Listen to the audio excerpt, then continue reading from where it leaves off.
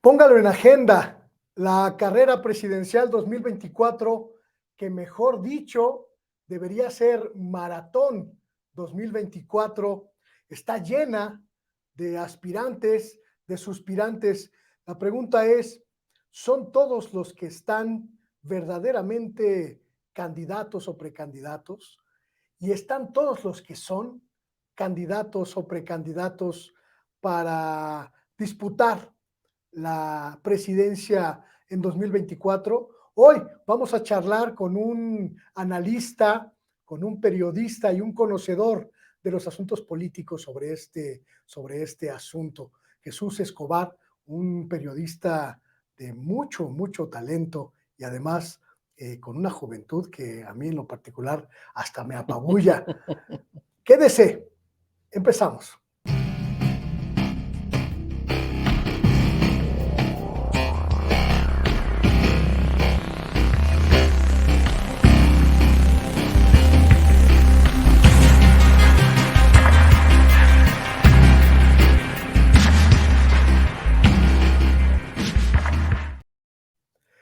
Muy buenas tardes, bienvenida, bienvenido, gracias por estar aquí en Agenda, en Sin Censura Televisión, este programa que para usted, por supuesto, tiene la posibilidad de analizar los acontecimientos del día a día. Vamos a charlar con un amigo de la casa, ¿para qué le digo otra cosa? Un periodista a quien respeto, a quien admiro y a quien también reconozco un conocimiento profundo, pero además una mirada documentada, mesurada, como pocas, hay pocas en los medios de comunicación actualmente. Y vamos a hablar de un asunto que, mire, yo se lo planteo de esta manera.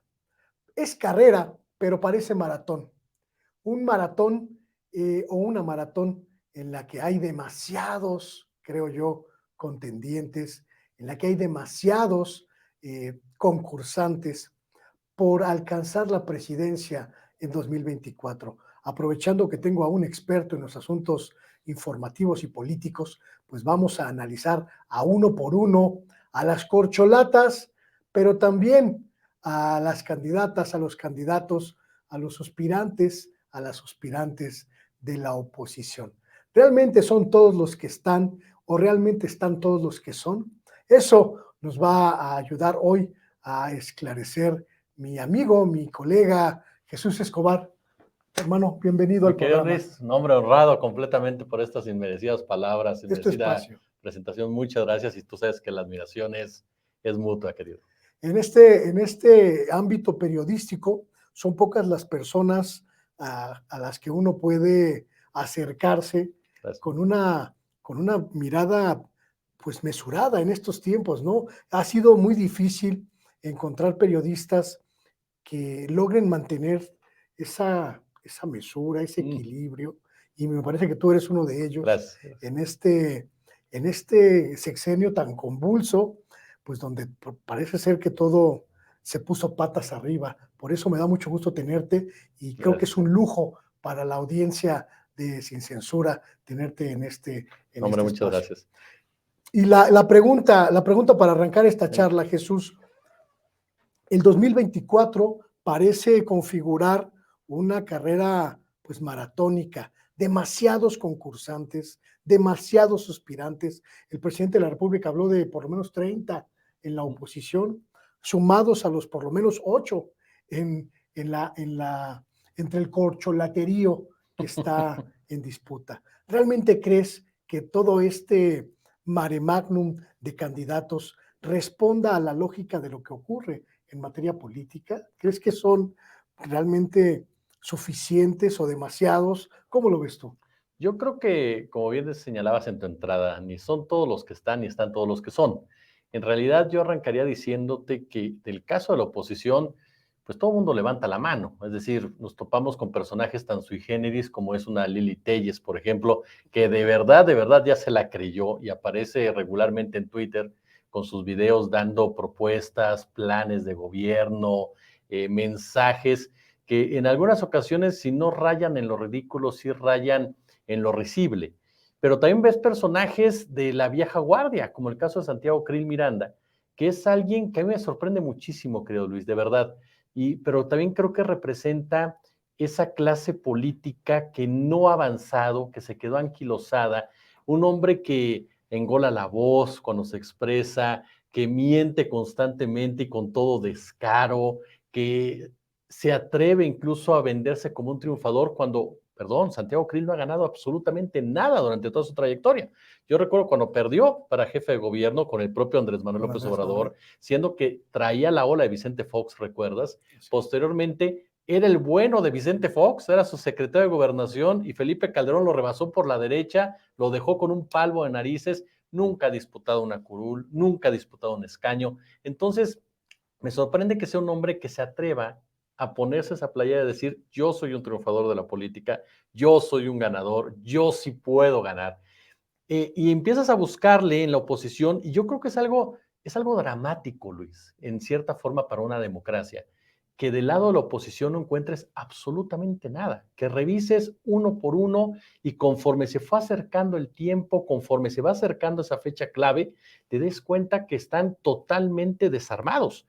Si tú buscas en el lado del PRI, Enrique de la Madrid, caray, hasta uno se pregunta, ¿cómo es posible que Enrique de la Madrid tenga el cinismo de salir y decirnos que va por la grande cuando su padre es quien es o quien era y las consecuencias que seguimos pagando de la política financiera que inició precisamente con él y que además lanzó una propuesta que yo no sé si sus asesores, digo, entre sus asesores está el ex gobernador de Morelos, Graco Ramírez, para irle midiendo, y me impresionó esa propuesta que lanza, sobre todo porque no la entendió cuando se refiere a adoptar un pobre. Te das cuenta desde ahí el clasismo que existe en este personaje. Pero insisto, revisas la lista de los candidatos de la oposición, hombres o mujeres, o como diría el maestro Cosío Villegas, los suspirantes, y te topas con una verdadera una orfandad que, insisto, es triste para una democracia, porque yo siempre he pensado que a Batman le inventaste el guasón, y a Dios incluso le tuviste que inventar el diablo. Entonces sí me parece que estamos, en el caso concreto de la oposición, en un total, pero total vacío. ¿A qué crees que se deba esta ausencia de una figura, ya no digamos representativa, una figura competitiva dentro del gran conglomerado opositor? ¿A qué crees que se deba que después de prácticamente 5 años de gobierno de López Obrador en la oposición no haya podido surgir una sola figura que concite, ya no digamos el apoyo, por lo menos la confianza de esta gran masa opositora, Jesús? Yo creo que de entrada, porque son los mismos de siempre. Es decir, nos topamos con los personajes que durante años han definido la política económica, la política en materia de seguridad, la política social en este país, y que les costó mucho, pero mucho, mi querido Luis, levantarse de la sacudida que fue el 2018, porque ahora ya pasó un tiempo, pero tú recuerdas perfectamente que fue un verdadero avasallaje por parte de Morena. Morena avasalló completamente esa elección. Ese día me acuerdo que yo estaba en Grupo Radio Centro y estábamos cubriendo las elecciones y era increíble ver el porcentaje que iba teniendo Morena, ya no solamente para la presidencia de la República, sino precisamente para el Poder Legislativo, para gubernaturas, para congresos locales. Es decir, la oposición realmente fue derrotada y fue derrotada con letras mayúsculas. Y eso les costó mucho trabajo entender primero por qué fue esa derrota de ese tamaño. Ellos justificaban mucho, y te digo porque yo después de ese día platiqué precisamente con personajes como José Antonio Meade Curibreña, y ellos decían que era porque había existido traición, porque había gente del PRI, del PAN, que finalmente se habían pasado hacia Morena, que habían brincado, sobre todo en el terreno municipal, en el terreno de las alcaldías. Pero yo me acuerdo bien que le preguntaba que cuándo iban a asumir una autocrítica, cuándo ellos iban a reconocer que no habían logrado entender que el país que ellos crearon se había acabado en ese momento, que se había venido completamente para abajo. Y jamás José Antonio Meade pudo dar esa respuesta, jamás pudo decir por qué. Siempre era un discurso muy ambiguo. Entonces yo creo que por ahí comenzaría. no entendieron qué pasó en ese 2018, les costó mucho trabajo tratar de comprenderlo, me parece que todavía no lo logran porque sus métodos, sus fórmulas para tratar de posicionarse son las que hoy por hoy están rebasadas, y están rebasadas por plataformas, están rebasadas por canales como el de ustedes, están por cuentas de Twitter. Es decir, anteriormente la televisión, Televisa, Televisión Azteca, te dictaba una narrativa, te dictaba un discurso, te dictaba un personaje, y la mayoría de la gente así lo entendía. El caudal de información llegaba precisamente por esos medios. Entonces, ellos se quedaron en ese concepto de manejar la información, la narrativa, como se hacía antes, y no han entendido que hay otros canales, que hay otras vías, que hay otras formas con los que la gente ya se informa, que tienen mayor credibilidad, y entonces lo que ellos ofrecen, pues es simplemente algo que ya está rebasado. Mencionábamos hace un momento a Enrique Lamadrid, pero si tú revisas el discurso de todos ellos, te topas con que te están dando las mismas fórmulas que, voy a parafrasear a un expresidente de la República, pues jodieron a este país, ¿no? Entonces, me parece que ese es el gran punto. No entendieron por qué perdieron, no entendieron por qué los arrasaron, y no han entendido que la victoria de Andrés Manuel López Obrador no fue fortuita, no fue porque la gente estuviera cansada solamente de ellos. Fue una victoria de Andrés Manuel López Obrador porque le habló a la gente como tenía que hablarle a la gente. Yo cerraría este comentario nada más con un detalle. Cuando fue la elección, recuerdo mucho a dos hermanos de Oaxaca que recorrieron municipios para llevarle a Andrés Manuel López Obrador un retrato hecho a mano por ellos. En ese momento recuerdo que le dijo un compañero, va a ganar y va a arrasarla, porque es el único candidato que ha logrado eso. La oposición no lo entiende. Ahora sí que no entienden que no entienden, dirían por ahí, ¿no? Hubo muchos intentos a lo largo del sexenio por parte de la oposición de conectar, de integrarse, de construir un proyecto común que pudiera hacerle frente a la pues avasalladora popularidad de López Obrador. Y ahí ha surgido pues un conjunto muy importante de figuras, Claudio X González como el principal opositor, digamos, de todo este grupo, pero también otras figuras. Tú mencionabas a Lili Telles, y me pregunto, ¿por qué, además de no haber podido construir una figura sólida, por qué la oposición no ha podido construir un proyecto alternativo? ¿Qué crees desde tu perspectiva? ¿Qué es lo que está pasando en esa oposición que no solo no entendió el 2018, sino que parece que no está entendiendo el 2024? Yo creo que nos topamos con una realidad. A ver, si el PAN te ofrece un proyecto en materia de seguridad, García Luna, de inmediato. ¿Qué autoridad moral tiene el PAN para hablar de seguridad? Y más cuando los que están en el PAN no logran ni siquiera estructurar una narrativa, un discurso que pueda desligarse o deslindarse de cierta manera de las formas. Cuando tienen al presidente de ese sexenio y al anterior presidente, que eran los dos jefes de García Luna, argumentando y respondiendo y diciendo cosas totalmente incoherentes. No tiene el PAN ninguna autoridad en materia de seguridad. Si hablamos de corrupción, pues el PRI no puede salir a hablar de corrupción, teniendo un Alejandro Moreno. Si hablamos de política económica, de desarrollo, un personaje como Claudio X González, que es un junior completamente, que representa a ese poder económico, a ese gran capital que son el de los patrones, que tiene que convirtió a los partidos políticos en meros gerentes, esa es la realidad. Pues te topas con que lo que ellos pueden estructurar es lo que a ellos les importa, lo que ellos van a defender conforme a sus privilegios. Entonces no tienen credibilidad, no tienen un proyecto de nación porque no tienen dónde sustentarlo como tal. Su proyecto de nación es que le vaya mal a Andrés Manuel López Obrador, que lo han tratado de hacer durante todos estos años, que se caiga la popularidad de Andrés Manuel López Obrador para justificar que entonces lo que yo te estoy vendiendo es lo correcto, es lo adecuado en un momento dado. Cuando, volvemos a lo mismo, la gente sabe muy bien que las consecuencias que estamos padeciendo es por lo que ellos hicieron o dejaron de hacer. El hecho de violencia que vemos en México es algo que se viene arrastrando desde el 94, cuando viene este rompimiento de la élite criminal entre el grupo de Carlos Salinas, el grupo de José Córdoba Montoya y, para acabarla, el grupo de Carlos Hank, lo cual derivó en el asesinato del candidato a la presidencia por parte de Salinas.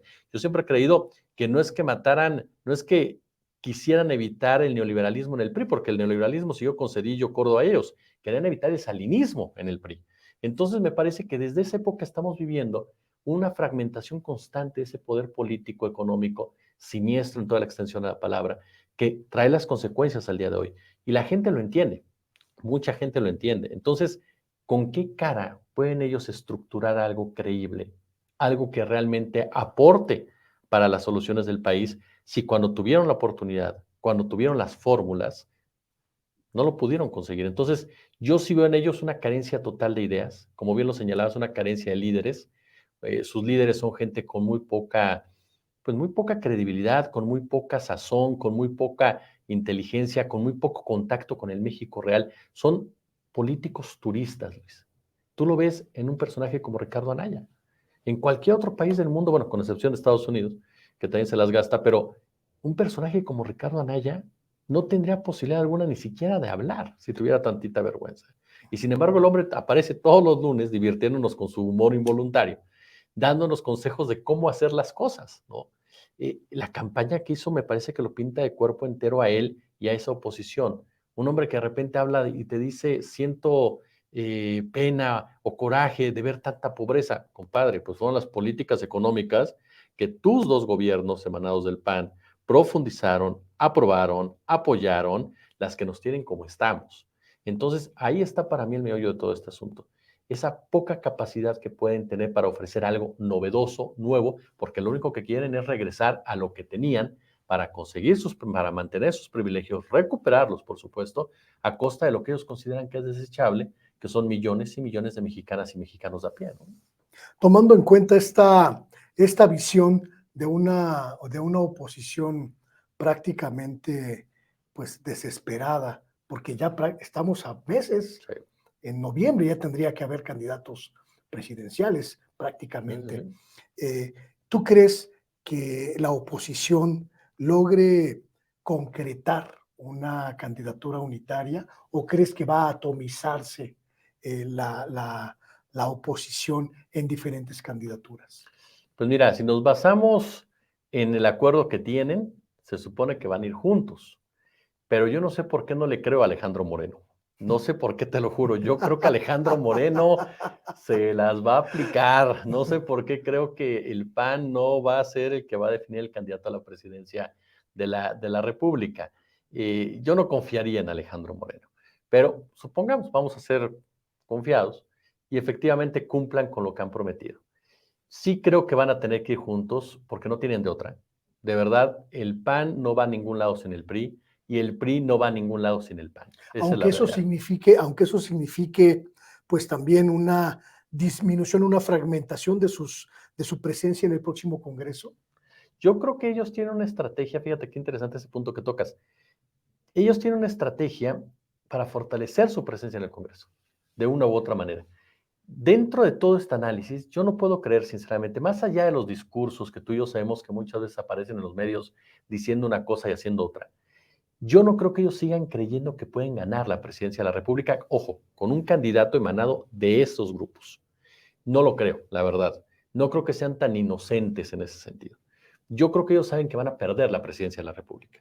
Por lo tanto, comienzan a operar de cierta manera para poder consolidarse en el poder legislativo y desde ahí convertirse en una oposición, digámoslo así, más fuerte hacia el próximo presidente o presidenta de este país. Me parece que esa es la estrategia que está siguiendo la oposición en algún sentido. Y por eso el trabajo que están llevando a cabo con personajes muy poco presentables, pero que tienen un colmillo político, como es el Grupo Atlacomulco en el Estado de México, como es el caso de Maru Campos en Chihuahua, como es el caso de Mauricio Vila, como es el caso de varios gobernadores todavía de extracción opositora, de líderes locales, quienes están trabajando en ese sentido, y es ahí donde Morena no se puede dormir.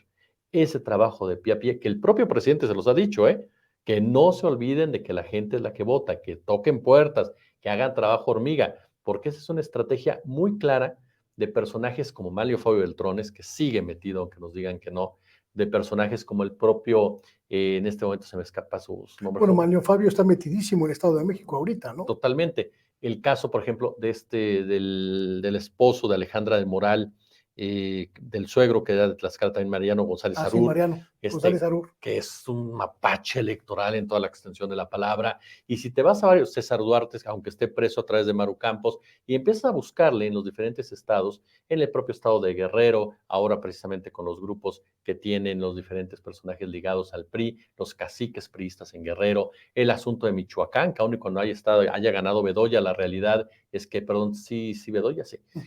La realidad es que hay grupos dentro del PRI michoacano y del PAN michoacano que continúan operando, insisto, a ese nivel del tierra a tierra. Y teniendo un detalle muy importante, Luis, la participación de los grupos paramilitares, conocidos popularmente como cárteles, que claro que juegan un papel. El caso de Guanajuato es emblemático, claro, en donde hay un gobernador y un fiscal ligados a estos grupos y que vaya que imponen, por supuesto, sus condiciones y que lo vamos a ver en el Estado de México, porque la señora Alejandra del Moral tendría que explicarnos por qué siendo alcaldesa de Cuautitlán Izcalli llegó a un acuerdo con grupos criminales y en ese municipio se incrementó precisamente la extorsión, se incrementó el secuestro y cuál es la relación de Alejandra del Moral con esos grupos que operan por esa región cuando no podemos dejar de lado que en esa misma zona, e incluso tirados más hacia Toluca, durante mucho tiempo la familia Enrique Peña Nieto era los que conservaban el poder con el crimen organizado e imponían candidatos.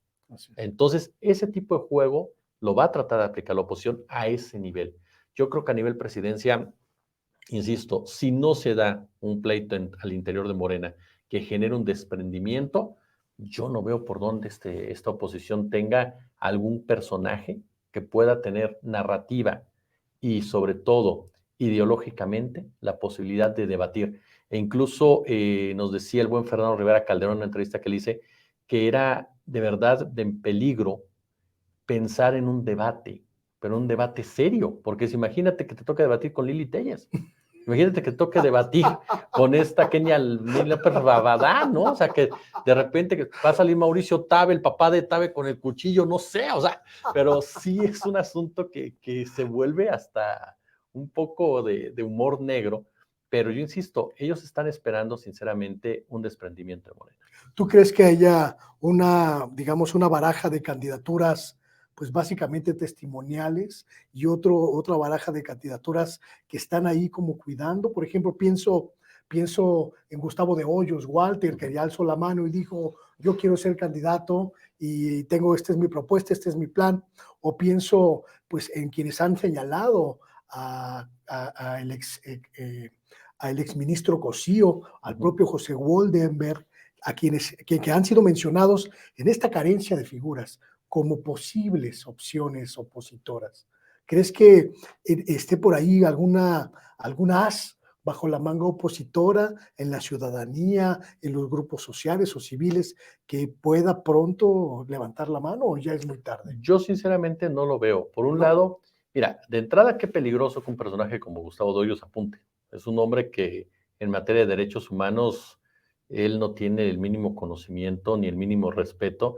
Es un personaje como tal patronal, ¿no? Con todo lo que esto representa, las características del poder empresarial en México, desde el caciquismo, desde la falta completamente de soluciones prácticas claras hacia la mayoría de la población, gente que está viviendo en el México de sus sueños. Para mí son personajes en donde la ventana es el espejo y el espejo es la ventana.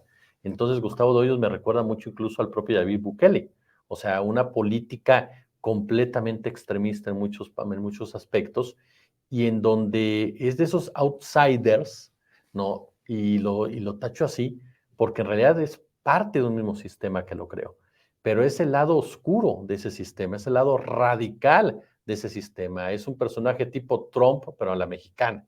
Entonces, yo sí creo que es peligroso que de repente aparezcan esos personajes que puedan nutrirse del radicalismo, que hoy por hoy hay varios intelectuales que lo están fomentando, claro. El caso de Denise Dressel, el caso de Enrique Krause, por ejemplo, en los últimos días, pero que intentan generar y que lo han logrado. Fíjate que ese punto es algo que no podemos dejar de lado y que la izquierda no debería dejar de lado, que es la discusión ideológica de las banderas ideológicas y sociales, porque la derecha se trata de apropiar de ellas como lo ha hecho en otras partes del mundo.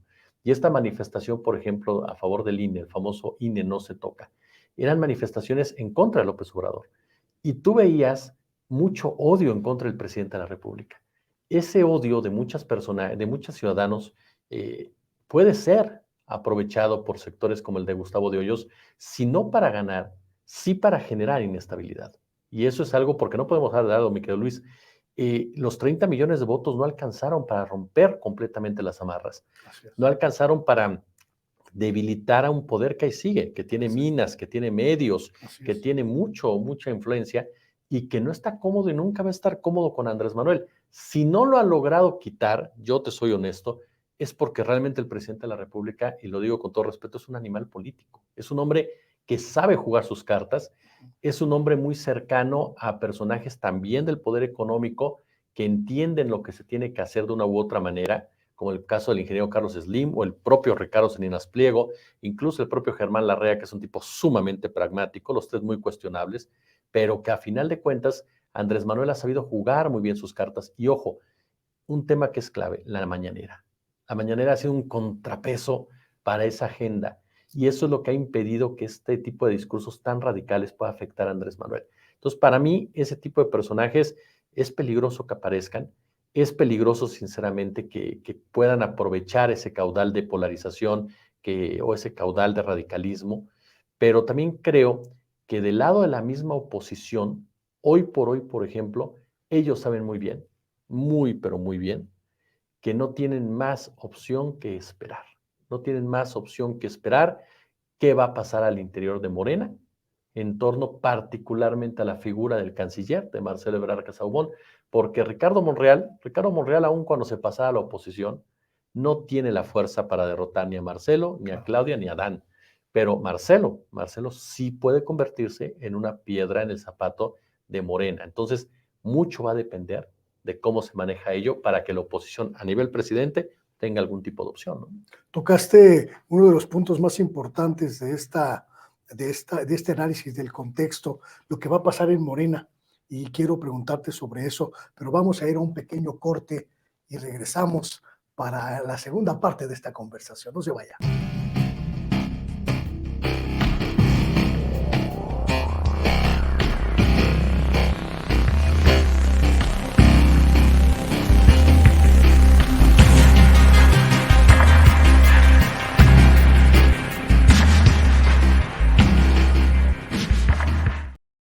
Muchísimas gracias por continuar con nosotros aquí en Agenda Sin Censura Televisión, que por cierto, déjeme comentarle, ya está en nuestro canal, nuestra plataforma digital, sincensuratv.com, búsquela en su buscador de internet, sincensuratv.com, ahí va a encontrar la parrilla de programas de la nueva barra de televisión que tenemos para usted, los horarios de los diferentes programas y también pronto va a encontrar ahí pues las ligas a sus programas favoritos, una plataforma que fue construida precisamente para que usted la utilice y para que usted le sea mucho más fácil navegar en este pues mar que le estamos abriendo en Sin Censura Televisión.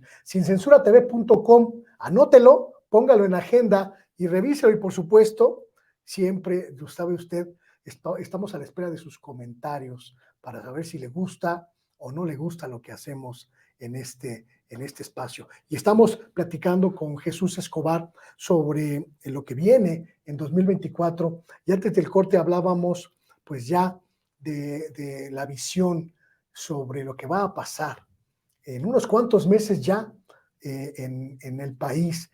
Y la pregunta es, ¿qué va a pasar en Morena, Jesús? ¿Qué crees que ocurra en este partido? Prácticamente todas las encuestas hablan de una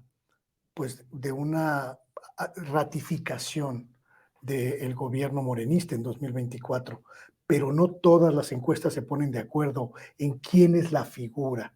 ¿Tú qué ves hacia este próximo 2024 en Morena? Mira, yo de entrada me quedo, Luis, lo que veo en este momento, en este instante, sí es una disputa ya que sube de tono entre los grupos de Claudia Sheinbaum, de Marcelo Ebrard, del propio Adán Augusto, en una menor medida el propio Ricardo Monreal, Y es una disputa que van a tener que mediarla, van a tener que irla disminuyendo conforme se vaya acercando el día clave, la fecha clave. Evitar al máximo algún tipo de rompimiento, algún tipo de fractura que, como lo mencionábamos antes del corte, pudiera generar que alguno de los que pierda decidiera brincarse del otro lado. Que yo insisto en ese punto, yo creo que el único que tendría ese perfil por su misma carrera política, por sus antecedentes políticos, por sus relaciones políticas, es el propio Marcelo Ebrard Casaubon. Entonces me parece que en este momento esa disputa que están llevando a cabo tiene que ser manejada con mucho cuidado por el propio presidente Andrés Manuel López Obrador. Hay gente que se espanta un poco y dice, no, es que el presidente no debe meterse. No, claro que tiene que meterse el presidente. ¿Por qué lo veo así? En cualquier país, el presidente se mete en la elección de su partido político. Claro que juega un papel, es el líder del mismo y aparte, siendo Andrés Manuel López Obrador quien es, porque yo estoy convencido, hoy por hoy, que otro como él no va a haber en mucho tiempo. Puedes estar a favor, puedes estar en contra, pero otro personaje que llega a 30 millones de votos, que genere lo que Andrés Manuel López Obrador genera en materia tanto de popularidad como de animaversión, que marque la agenda como él lo marca, que tiene un punto de vista tan particular y una personalidad, y ojo, un manejo mediático del nivel como él lo hace, no Claro. vamos a tener mucho tiempo. Entonces me parece que claro que Andrés Manuel tiene que influir y tiene en un momento dado que tomar una determinación respetando, claro, a los militantes de Morena, dándose cuenta con esa experiencia que él tiene, él sabe muy bien, pero muy bien Andrés Manuel, quién tiene que ser y cómo tiene que ser y para qué tiene que ser. Por eso es muy importante que al interior de Morena no se caiga en ese tipo de radicalismos o de relaciones que puedan llevar a fracturas, fracturas profundas, fracturas irreconciliables, porque aun y cuando estamos en la política y en la política pues todo tendría que ser pragmático, como dirían en El Padrino, a final de cuentas son negocios, la realidad es que hay ocasiones en que los dimes, los diretes, los señalamientos, las acusaciones cruzan una línea y eso provoca que las fuerzas comiencen a dirimirse de manera poco correcta. Me parece que una muestra de cómo se debe de operar la elección al interior de Morena se acaba de ver en el Estado de México. Para nadie es un secreto que Higinio Martínez tiene un peso específico en el Estado de México y tiene años buscando la candidatura al Estado de México y la gubernatura para el Estado de México. A final de cuentas, la balanza se inclinó hacia Delfina Gómez y supieron mediar con Higinio Martínez, supieron acercar a Higinio Martínez y supieron integrarlo. Entonces, la oposición que estaba esperando ese rompimiento con Higinio Martínez se quedó con un palmo de narices. Entonces, Higinio Martínez ahora, y lo hemos visto en entrevistas, se vuelve un respaldo de Delfina Gómez. Eso es lo que tienen que buscar en la elección presidencial. ¿Es más complicado? Prácticamente, Sí, prácticamente la fórmula de la coalición, así es. pero interna, Interna, que exactamente. los grupos que dentro de Morena coexisten lleguen a un acuerdo de cogobierno, que lleguen a un acuerdo de coalición para ir juntos en 2024. Sí, y de que definan perfectamente quién puede ser la mejor opción. Porque efectivo, tú hablas hoy por hoy con gente que sigue a Claudia Sheinbaum, te van diciendo, no, la jefa de gobierno, hay que darle para adelante, pero la gente del canciller dice, no, Marcelo tiene más experiencia, se la deben, y de repente irrumpió, perdón, en todo este proceso Adán Augusto, un hombre que desde lo personal sigo creyendo que es el árbitro que metió a Andrés Manuel en esa contienda, el hombre que metió para decirles a todos, a ver, no solamente son ustedes dos. Y el caso concreto de Ricardo Monreal para mí está fuera de Morena desde hace mucho. Ricardo Monreal es un personaje que se ha convertido en un obstáculo. Si tú revisas muchas de las iniciativas del presidente de la República en el Senado, Monreal se ha convertido en el personaje que no las deja avanzar de una u otra manera, aunque él hable de democracia, él hable de respeto a la separación de poderes, que él hable de su amistad con Andrés Manuel, la realidad es que no es así y Claro. Ricardo Monreal está fuera de Morena, pero sabe jugar muy bien sus cartas. Lo sabe jugar también, que sabe que ese 5%, 6% se puede convertir en un buen caudal si se acerca a la persona adecuada. Por eso le ha estado, él y su grupo, hablando al oído al propio Marcelo Ebrard. Le ha estado hablando, le ha estado acercando de cierta manera de ir juntos en ciertas formas. Entonces, me parece que tiene que ser muy inteligente Morena, como bien lo señalas, para lograr, si no una coalición como tal, sí entender quién va a ser el elegido, quién va a ser la elegida y por qué va a ser. Que haya transparencia en todos los sentidos, que haya una explicación clara, concreta y sobre todo que ayuden a continuar una transformación, porque ese es otro factor clave, ¿eh? ¿Quién realmente será de ellos el que sea capaz, la que sea capaz de profundizar lo que se está haciendo en la actualidad? Que no va a ser nada fácil. El otro día me preguntaba el buen Manuel Pedrero, en una charla en su programa, si yo creía que alguno de los que podrían llegar iba a manejar una mañanera. Yo le decía que no, que sinceramente yo no veo a ninguno con la posibilidad de hacer lo que hace Andrés Manuel mediáticamente. Y eso va a ser un factor también. Por eso es muy importante que Morena llegue unido. ¿Por qué? Porque Claudia puede ser muy buena para algunas cosas, Marcelo para otras, el propio Adán para otras, y lo más sano para Morena es que cada uno aportara lo que tiene que aportar con miras a continuar una transformación más allá de quién sea el nombre que está en la silla del águila, ¿no? Poniéndonos en este escenario que planteas de la posibilidad de que alguno de los candidatos escuche el canto de las sirenas opositoras y pensando que ese puede ser uno de los escenarios en este 2024, ¿tú crees que haya algún candidato, alguna candidata que pueda alcanzar la presidencia de la República en 2024 sin el apoyo de López Obrador? Yo lo veo muy difícil, muy, muy difícil. Sí creo que puede haber una competencia más fuerte. Sí creo que, vamos a poner un escenario hipotético. Se nombra a Claudia Sheinbaum candidata. Marcelo Ebrard no quede de acuerdo. Marcelo se brinque para el otro lado. Sí creo que puede haber una competencia mucho más cerrada, pero sí creo que a final de cuentas la figura de Andrés Manuel López Obrador puede influir de tal forma que pueda terminar siendo determinante en el conteo de votos. Claro. Eso me parece que es un plus el presidente de la República. Claro. Y tanto que lo van a seguir golpeando de aquí hasta que acabe su sexenio, lo van a golpear durante las elecciones, pero es un personaje que aporta demasiado. ¿En qué sentido, mi querido Luis? En algo que le falta a muchos políticos, credibilidad. El hecho de que Andrés Manuel aparezca al lado del candidato o la candidata, en ese momento el respaldo de los López Obradoristas, porque ese es otro factor. Una cosa son los morenistas y otra son los López Obradoristas que están dentro de Morena, que son los seguidores del presidente de la República y que están incluso algunos fuera de Morena. Así es. Entonces, en ese momento, quien López Obrador diga, vámonos por aquí, lo van a respaldar porque es su líder. Y por lo tanto, a lo mejor alguno y otro u otro dicen, no, ¿sabes qué? No estoy de acuerdo, prefiero pintar mi raya, pero la mayoría, estoy completamente seguro que se va a inclinar hacia donde el presidente de la República lo diga. Y eso es una clave y una carta que tendrá que jugar en un momento dado Morena, sobre todo pensando en cómo van a ser esas elecciones, ¿eh? Porque, ojo, hoy por hoy vivimos una época, sí, convulsa, pero donde los medios de comunicación comienzan también ya a marcar una línea editorial, a marcar un derrotero, A tomar a postura, ¿no? tomar A tomar posturas, a posiciones. tomar definiciones.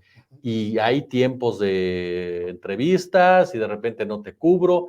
Lo estamos viendo en el Estado, ¿eh? De repente ves medios en donde parece que Alejandra del Moral es la única candidata y Delfina ya desapareció o Delfina no está aquí o por acá y se hacen como que la Virgen les habla en las coberturas y lo ves en Coahuila. O sea, Armando Guadiana no es santo de mi devoción, pero sinceramente de repente ves como a Manolo Rodríguez lo cubren de cierta manera los medios locales y a Guadiana ya no lo están cubriendo y eso tiene que ver los gobernadores. Entonces, a mí sí me parece que en ese sentido van a tener que, van a tener que ser muy, pero muy inteligentes porque no va a ser fácil. O sea, no va a ser un día de campo, no se van a tomar un chocolate, aun y cuando Andrés Manuel va a tener un peso específico, aun y cuando me parece que sí hay una encuesta, como bien lo dices, y coincido contigo, de que Morena va a repetir.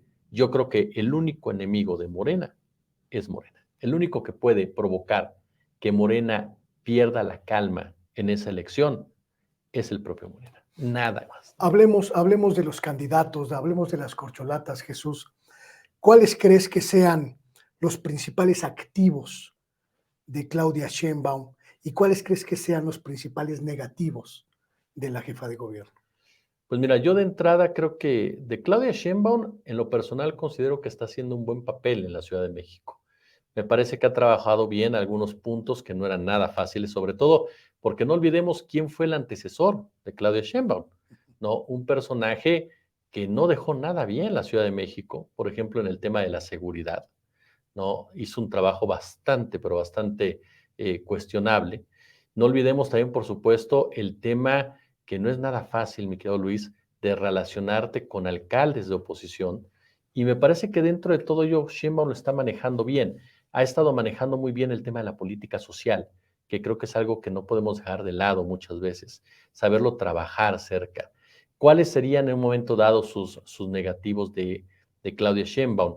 Me parece que uno de ellos tiene que ver directamente, claro, con experiencias acá vivido y que van a salir tarde o temprano, como es el tema de la línea 12, por supuesto que sí, el tema del metro.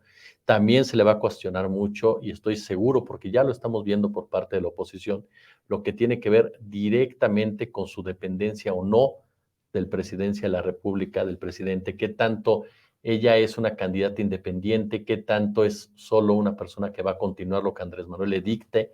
Me parece que esos son factores que ella va a tener que manejar de manera diferente.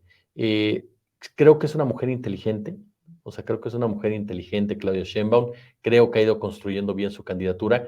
Sí creo que va a tener en contra ser mujer, ¿en qué sentido? Con poderes fácticos, poderes que están ahí y que definitivamente son misóginos y que por lo mismo van a jugar un papel determinante. Y lo vemos de repente en ciertas coberturas también, en donde el trato es distinto y es distinto cuando tú hablas con los jefes de información por el hecho de que es mujer. Entonces, sí juega un papel definitivamente, pero no puede ser tampoco un pretexto para ella.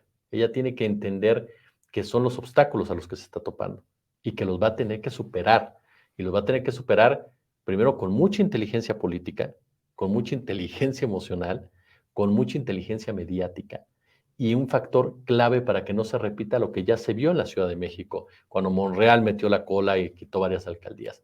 Trabajo hormiga para que pueda cerrar bien la Ciudad de México, bien sus alrededores y poder a partir de ahí empezar a construir más allá y quitarse tarde o temprano la sombra de ser pues la heredera, le dicen algunos, otros La le dicen favorita, la ¿no? favorita, otros más le dicen la entenada, ¿no? De López Obrador. Ella va a tener que tener su propia personalidad y de demostrar que puede con esa responsabilidad, ¿no? En el caso de Marcelo Ebrard, ¿cuáles son, desde tu perspectiva, estos positivos y estos negativos del canciller? Mira, de lo positivo, creo que Ebrard es un hombre con mucha experiencia. Es un tipo que se ha forjado en la política mexicana, sabe perfectamente bien cómo se juega, sabe los tableros, tiene mucha cercanía con empresarios, eso es un factor muy importante.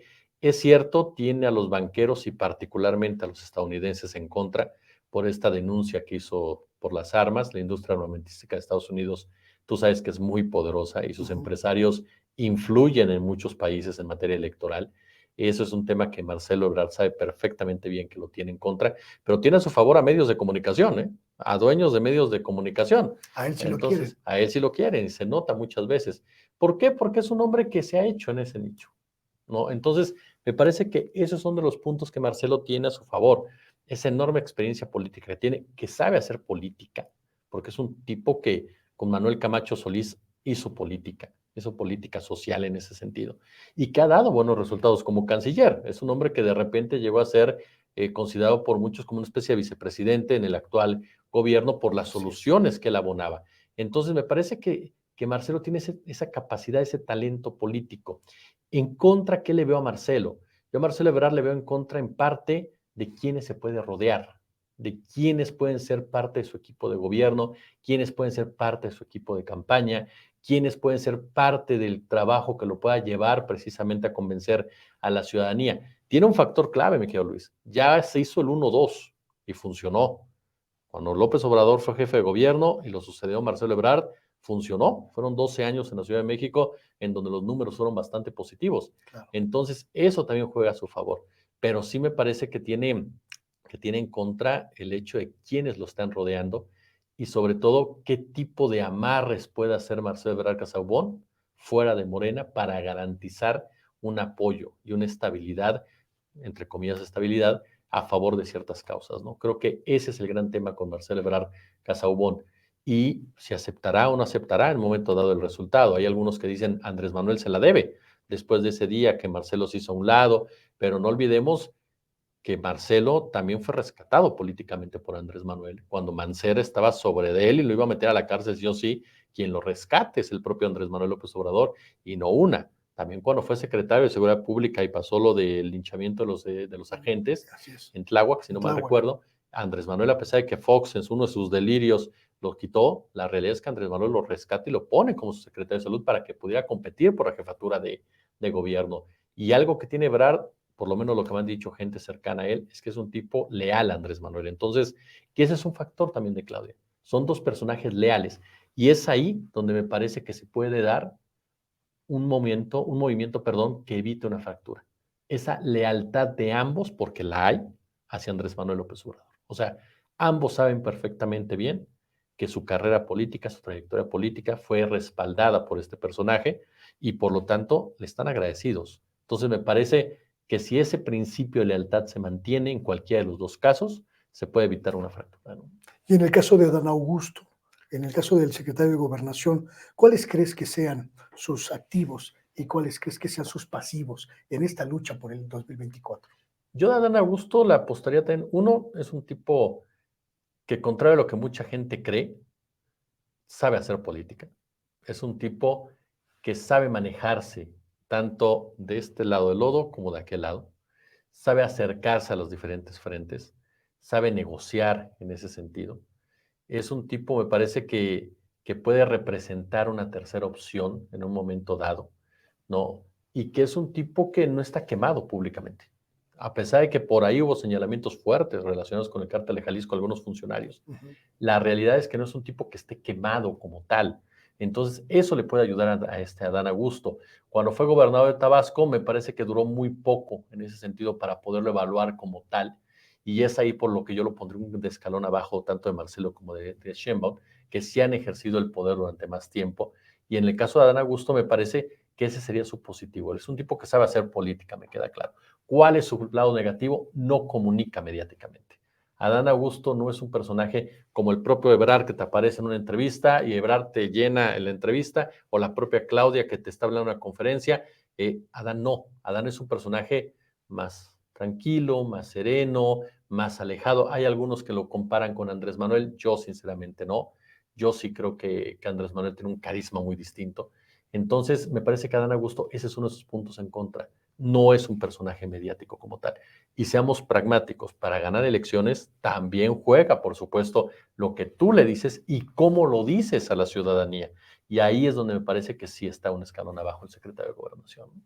Hay un par de figuras más, ya mencionamos alguna hace unos momentos, hace un rato, que están pues ahí también levantando la mano en la izquierda para la candidatura presidencial. Uno es Ricardo Monreal y el otro es Gerardo Fernández Noroña. ¿Tú crees que realmente tengan alguna oportunidad estas dos figuras, Jesús? Fíjate que por diferentes causas no lo creo. Es decir, Gerardo Fernández Noroña tiene un buen caudal de seguidores, ¿eh? Me queda claro que hay gente que de verdad está con él, gente que se dice de izquierda o que es practicante de izquierda y que más allá del PT están con Gerardo Fernández Noroña y consideran que puede ser el personaje más honesto, como ellos dicen, para representar los intereses de la izquierda mexicana. Me parece que es un político, Gerardo Fernández, que tiene también ya su experiencia, que tiene su manera de decir las cosas, que tiene sus proyectos, sus ideas, que ha sido muy inteligente, no se ha confrontado con el presidente de la República en ningún sentido y ha cuestionado muchas veces las cosas, pero no cae en una confrontación directa, que sí es su estilo en otras ocasiones, pero pasa lo mismo que con Monreal en ese sentido. No van a contar con ese respaldo de Andrés Manuel López Obrador. Y ellos me parece que lo saben, me parece que dentro de todo lo saben perfectamente. Noroña puede dar una sorpresa en el sentido de poder generar un caudal de votos, de simpatizantes, un porcentaje importante que obligue precisamente al candidato o candidata de Morena a acercarse con Noroña y a jalarlo completamente para evitar que Fernando Noroña pudiera ser una tercera vía en una elección que sí podría atomizar el voto de Morena en un momento dado, a diferencia del de Monreal. Fernando Noroña me parece que fuera del compendio de que es PT Morena, sí puede generar pues sí podemos llamarlo así, una decisión de votos, ¿no? Que pudiera en un momento dado afectar el porcentaje del candidato o candidata de Morena. Pero el caso de Monreal, me parece que sinceramente yo no le veo ninguna opción de ser candidato presidencial de Morena. Puede ser que lo sea de los partidos que se inventa, ¿no? Y de repente aparecen por ahí la chiquillada y lo lanzan, ¿no? Ya es que estaba, pues realmente estaba ya negociado que iba por Movimiento Ciudadano con Dante. Lo que pasa es que se los comió López Obrador, pero ya lo tenían hecho, medido y todo, y se les adelantó el presidente de la República. Entonces, por ahí puede ser que Monreal de repente diga, ¿saben qué? Ahí voy, pero yo no creo que Monreal sinceramente pudiera ser candidato a Morena, no lo veo de ninguna forma. ¿Puede ser un obstáculo? Lo puede ser. ¿Por qué? Porque es un hombre que sabe operar. Y ese tipo de personajes, juntando un Manlio Fabio, juntando un Monreal, juntando a un Vila, son personajes de verdad muy complicados. Son Pueden hacer personajes daño. pueden hacer daño. Sobre todo, quitar porcentajes de votación localmente. Y eso Claro. te puede afectar tarde o temprano, insisto, en la conformación de un Congreso con el cual vas a tener que lidiar por lo menos la mitad de tu sexenio. Claro. Este panorama que nos dibujas, estimado Jesús, me permite también, ya para cerrar esta conversación con la audiencia de Sin Censura, me permite también plantear que otra de las posiciones que estará en juego será el Congreso Entonces, y la posibilidad de que la próxima presidenta, el próximo presidente pueda tener por lo menos la primera mitad del sexenio con un Congreso a modo, con un Congreso que le permita introducir cambios constitucionales y que le permita hacer el trabajo que pudo hacer López Obrador en la primera parte de su gobierno. ¿Crees que en este 2024 el candidato o la candidata de Morena pueda concitar los suficientes apoyos para tener un congreso de mayoría? es un trabajo fuerte el que tienen que hacer. Es un trabajo muy, muy fuerte. Ese va a ser un reto. Sobre todo porque tú estás planteando en la primera parte de la entrevista, pues que la oposición va sobre el Sí, sí, Congreso, sí, ¿no? sí. Y ya empezó. O sea, la oposición ya empezó a trabajar de ese lado. Y me parece que es ahí donde van a tener que contrarrestarlo. Me parece que es ahí donde los equipos ya de campaña deben de empezar a idear la forma, la manera de poder llegar a ese mexicano, a esa mexicana, que ojo, que hay un sector que sí está molesto con Andrés Manuel. Claro, Entonces, con razón o sin razón, pero que tampoco está del otro lado, claro, que tampoco es que vaya a votar por el PAN o con el PRI, así es. ¿no? Entonces, a ese sector tienes que empezar a acercarte en los estados todavía gobernados por la oposición, en los municipios gobernados por la oposición, tienes que ir a dar la batalla para arrancarles precisamente esos votos y poder conformar un Congreso que te permita operar. De otra manera, me parece que sí nos vamos a topar con un Congreso dividido en un momento dado. No dudo que Morena mantenga una mayoría, pero no creo que tenga la fuerza por sí sola de poder llevar a cabo una mayoría de cambios sin ningún tipo de negociación, debate o algo por el estilo.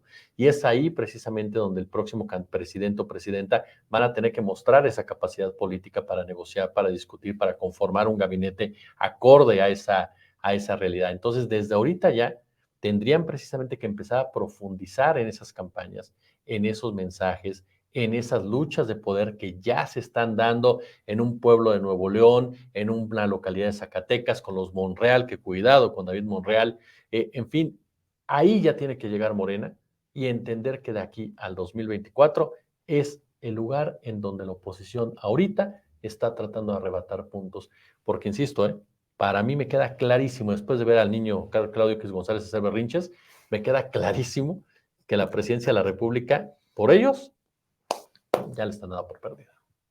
Pues interesantísimo lo que nos planteas, No, Jesús, gracias. un panorama muy completo. Sabía, lo tenía perfectamente, mire, aquí en la cabeza, que este hombre, este colega, nos iba a pintar un panorama puntual, absolutamente nítido de lo que está pasando y de lo que va a pasar de aquí a noviembre, diciembre, cuando la carrera presidencial, esta maratón, pues se convierta en la madre de todas las batallas electorales. Mi querido Jesús, muchísimas gracias por haberle dedicado este tiempo a Sin Censura. No, Miguel Luis, tú sabes lo que te admiro, lo que Muchas te gracias. respeto, Muchas y gracias. para mí honrado, y cuantas veces sea necesario, por favor, tómame en cuenta. No, pues nos tomamos la palabra y a partir de mañana un programa con Jesús Escobar Aquí aquí estamos, en Sin claro. Censura Televisión. Muchísimas gracias a usted que nos esté escuchando. Ya lo sabe, la programación de Sin Censura Televisión desde las 6 de la mañana, que empieza con Toño Ruiz que se conecta con la conferencia mañanera y luego llega Vicente Serrano a las 10 de la mañana y continúa a lo largo de todo el día, programación que para usted y por usted hacemos aquí en Sin Censura Televisión. Yo soy Luis Guillermo Hernández y le agradezco muchísimo que nos haya sintonizado, que haya venido a acompañarnos. Opine, ¿le gusta o no le gusta? ¿Qué quiere ver? ¿Qué quiere escuchar? ¿Qué quiere saber? Nosotros trabajamos para usted y lo hacemos con muchísimo gusto. Ya lo sabe, póngalo en agenda. Hasta pronto. Muy buenos días, muy buenas tardes, muy buenas noches.